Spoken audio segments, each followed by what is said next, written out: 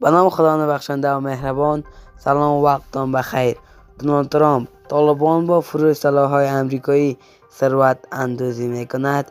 دونالد ترامپ رئیس جمهور پیشین ایالات متحده آمریکا یک بار دیگر از چگونگی خروج کشورش از افغانستان انتقاد کرده و گفته است طالبان با فروش سلاح‌های تجهیزات و جامانده آمریکایی ثروت اندوزی می‌کند. به گزارش اینترنشنال، آقای ترامپ این اظهارات را در مصاحبه با مارک لاین، مجری شبکه فاکس نیوز، مطلع و نحوه خروج نیروهای آمریکایی از افغانستان را شرم‌آور توصیف کرده است. ترامپ گفته است ایالات متحده آمریکا به افغانستان به ارزش 85 میلیارد دلار تجهیزات نظامی داده است که شامل تانک‌ها، هواپیما و تفنگ جدید آمریکایی می‌شوند. رینا امیری: عادی‌سازی روابط با طالبان بدون رعایت حقوق مردم وجود نخواهد داشت.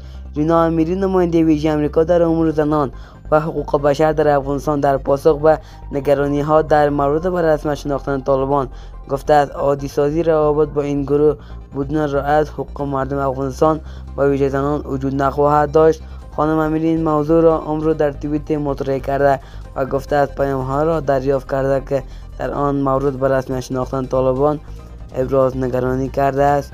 و در پایان، سازمان جهانی بهداشت آمار مبتلایان به بیماری مالاریا در افغانستان 45% افزایش یافته است. همزمان با روز جهانی مالاریا، سازمان جهانی بهداشت اعلام کرده است آمار ابتلا به این بیماری در جریان سال 2022 میلادی در مقایسه با 2021 میلادی 45% افزایش یافته است. این سازمان ملل متحد امروز در رشته توییت نوشته است که در جریان سال 2022 میلادی 125,788 بیمار مالاریا در افغانستان شناسایی شدند.